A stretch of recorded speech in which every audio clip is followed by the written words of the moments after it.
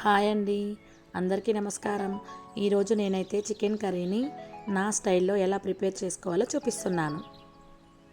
ముందుగా క్లీన్ చేసుకున్నటువంటి చికెన్ని తీసుకొని దానికి సరిపడా కారం, తగినంత ఉప్పు, అప్పుడే ఫ్రెష్గా చేసి పెట్టినటువంటి అల్లం వెల్లుల్లి పేస్ట్, చిటికెడు పసుపు,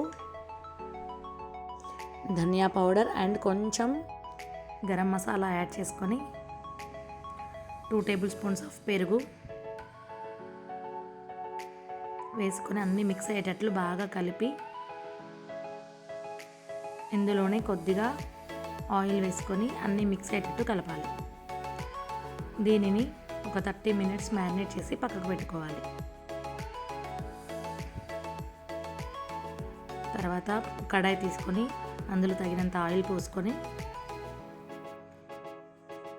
మసాలాలు లవంగా, యాలక్కాయ, ఆకు, జీలకర్ర అన్నీ వేసి అవి ఫ్రై అవుతుంటే కొన్ని ఆనియన్స్ వేసుకొని ఫ్రై చేసుకోవాలి.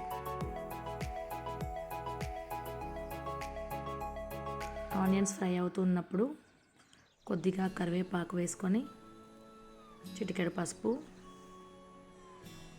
వేసి బాగా కలిపి గోల్డెన్ బ్రౌన్ కలర్ వచ్చేంత వరకు ఉంచి అందులో మనం మ్యారినేట్ చేసుకున్నటువంటి చికెన్ వేసుకోవాలి.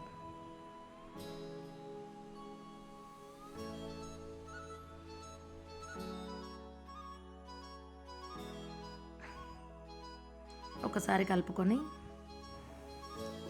లిడ్ పెట్టి ఒక 5 to 10 మినిట్స్ ఉడికిస్తే ఆల్రెడీ పెరుగులో ఉన్న వాటర్, చికెన్లో ఉన్న వాటర్ అన్నీ కలిసి బాగా చికెన్ ఉడుకుతుంది.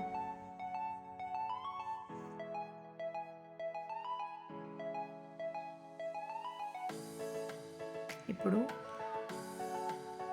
ఉప్పు కారం మళ్ళీ ఒకసారి చెక్ చేసుకొని సరిపోకపోతే యాడ్ చేసుకోవచ్చు. నేనైతే కొంచెం సాల్ట్ యాడ్ చేసుకొని గ్రేవీకి సరిపడా వాటర్ పోసుకొని